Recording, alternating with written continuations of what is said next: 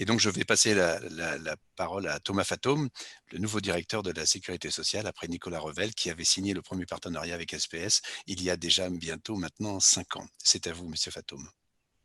Merci beaucoup, Monsieur le Président. J'espère que vous m'entendez bien. Écoutez, très heureux d'intervenir à ce colloque. Évidemment, dans un moment particulier, la présidente de la région vient de le rappeler, qui, je crois, met en exergue évidemment tous les enjeux autour de la santé des soignants et la mobilisation d'SPS. Ça me permet évidemment de commencer par ça et de saluer votre action qui, de fait, d'après en tout cas les chiffres qui m'ont été communiqués, sont évidemment en très forte augmentation avec ce contexte très particulier, puisque sous votre contrôle, Monsieur le Président, je comprends qu'on anticipe une année avec près de 10 000 appels sur le dispositif d'accompagnement psychologique SPS, ce qui est évidemment considérable et montre l'apport de votre structure sur ces différents sujets.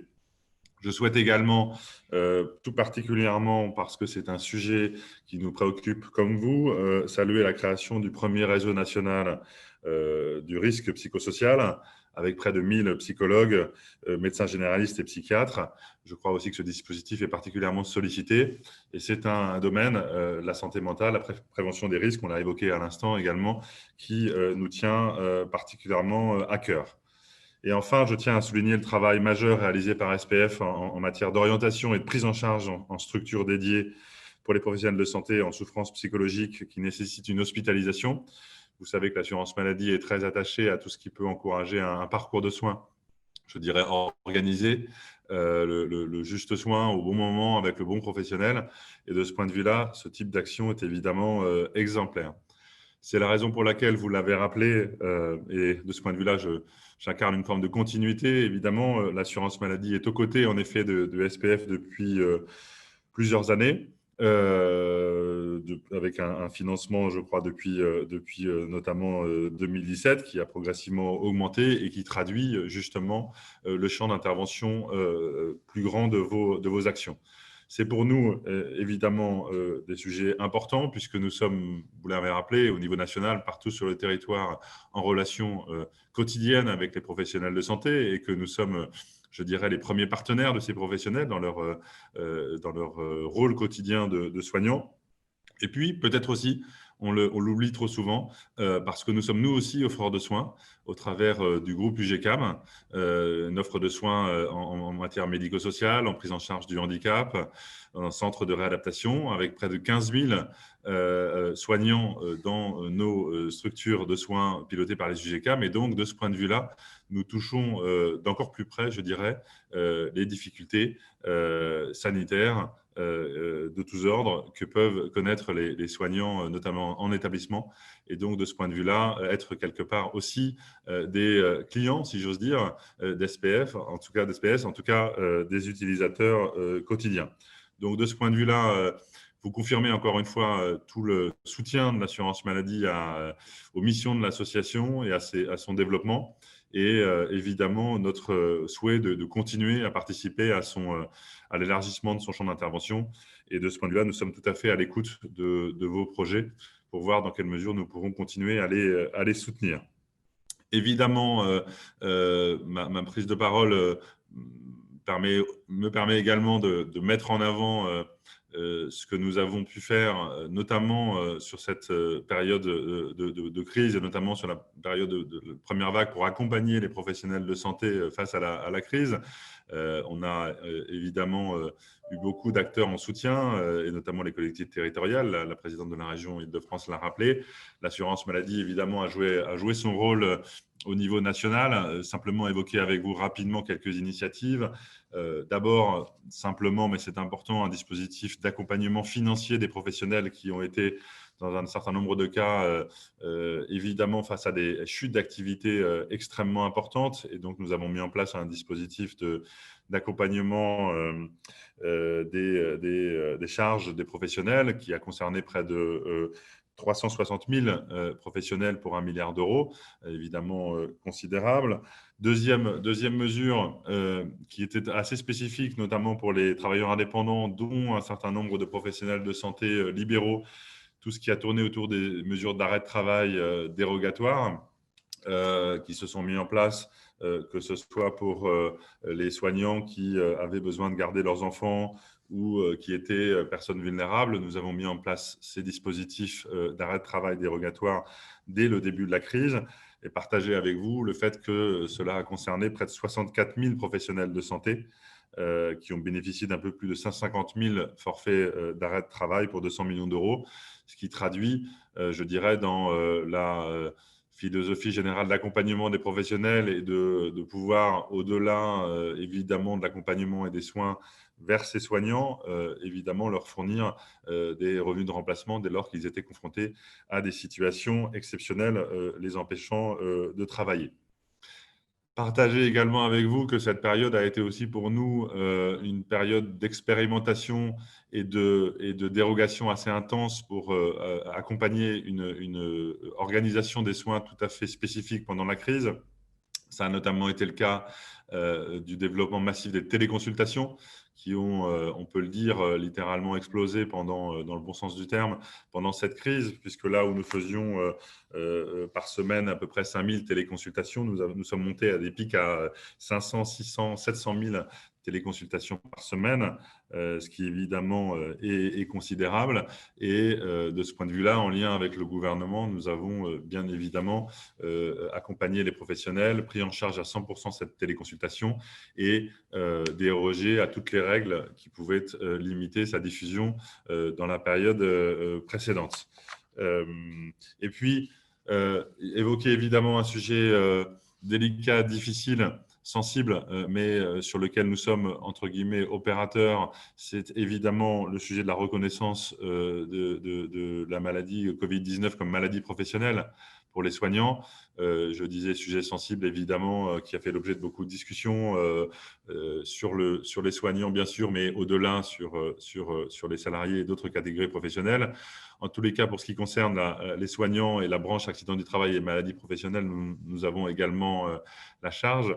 Nous mettons en œuvre depuis l'apparition du décret du 15 septembre ce dispositif de reconnaissance de maladies professionnelles qui est, comme vous le savez, accordé à tous les personnels soignants qui ont développé une forme grave du Covid-19 ayant nécessité un apport d'oxygène. Il y a beaucoup de débats sur évidemment les paramètres. À notre place, nous mettons en place le dispositif qui a été défini dans le texte réglementaire et évidemment, nous rendrons compte régulièrement de la mise en œuvre de ce dispositif. La phase d'instruction a démarré. Il est encore évidemment trop tôt pour pouvoir partager sa montée en charge, mais d'abord, nous sommes extrêmement attentifs, évidemment, à l'examen de ces dossiers dans les délais les plus rapides possibles et à partager les résultats. J'allais dire que nous espérons évidemment les plus minimes possibles en termes de volume, en tout cas de dossiers entrés, mais pour ce qui est de leur traitement, un traitement la plus rapide et le plus efficace, et on partagera ces résultats dans les prochaines semaines. Donc, quelques exemples, je crois, du rôle de l'assurance maladie, évidemment, aux côtés des soignants et de ce rôle particulier dans cette période ô combien particulière. Et ça me permet aussi d'ailleurs de souligner que nous allons réactiver un certain nombre de dispositifs. Je pense notamment à tous les médecins spécialistes qui exercent dans les établissements de santé qui sont confrontés à des déprogrammations d'activités liées à la prise en charge de malades Covid, pour lesquels nous allons réactiver le dispositif d'accompagnement indemnitaire que j'évoquais, puisque ces professionnels sont, dans ces cas-là, confrontés à, je dirais, une impossibilité ou une limitation forte de leur activité. Et il est normal que l'assurance maladie relance son dispositif d'accompagnement et d'indemnisation. Peut-être également partager avec vous rapidement le fait que nous essayons en parallèle de ce soutien qui se réactive évidemment face à cette deuxième vague de tirer les leçons de la première phase et d'engager des discussions conventionnelles. Je ne rentrerai pas trop dans le détail, mais simplement je crois qu'il est important de les évoquer parce que d'une certaine manière, ces évolutions d'organisation du travail des professionnels en ville, à l'hôpital, en médico-social, je crois qu'elles peuvent participer aussi d'une forme de qualité de vie au travail, d'une forme de bien-être au travail. Les intervenants précédents ont évoqué évidemment les sujets de burn-out, de fatigue, d'épuisement pour l'assurance maladie, le fait de pouvoir soutenir des professionnels de santé dans leur exercice quotidien, le fait de pouvoir leur proposer des modes d'exercice plus regroupés, plus coordonnés. Il nous semble que ça participe de leur bien-être au travail et de ce point de vue-là, nous y sommes extrêmement attachés. Donc, c'est le sens des travaux qui se relancent depuis quelques semaines sur les communautés professionnelles et territoriales de santé. C'est le sens du soutien aux exercices coordonnés entre médecins, infirmiers, pharmaciens et autres professionnels de santé. C'est le sens également d'une téléconsultation qu'on veut pérenniser dans la durée et qu'on veut rendre plus accessible dans un vrai parcours de soins. Et puis, c'est le sens aussi, je crois que ça participe aussi beaucoup de cette amélioration des conditions de travail, d'une feuille de route sur le numérique en santé, qui vise aussi, c'est peut-être un peu indirect, mais je pense que c'est un élément important à simplifier la vie des professionnels, à leur donner davantage d'outils dans l'utilisation d'une messagerie sécurisée, dans évidemment l'utilisation du DMP, dans demain une e-prescription qui facilitera aussi la vie des médecins et des pharmaciens. Enfin, voilà, autant d'exemples qui, encore une fois, on a besoin de soignants en forme, si j'ose dire.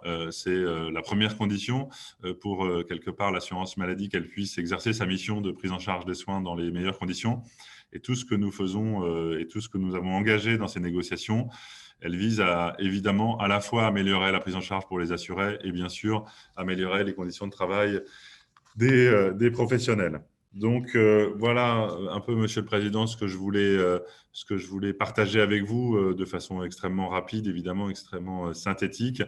Vous confirmez notre plein soutien à l'action de l'association et notre souhait de la voir continuer à grandir et d'être à ses côtés pour amplifier son action au bénéfice de la santé des soignants sur l'ensemble les facettes de leur santé. Donc voilà, je vous souhaite évidemment une excellente journée. Évidemment, partager un peu de déception de ne pas pouvoir être physiquement auprès de vous, mais c'est le cas malheureusement de beaucoup de réunions ces jours-ci et le souhait qu'on puisse évidemment avec vous et vos partenaires associatifs essayer de pouvoir nous rencontrer dès que nous le pourrons pour pouvoir envisager les suites de notre coopération. En tout cas, très bonne journée de travail, très bon colloque aujourd'hui.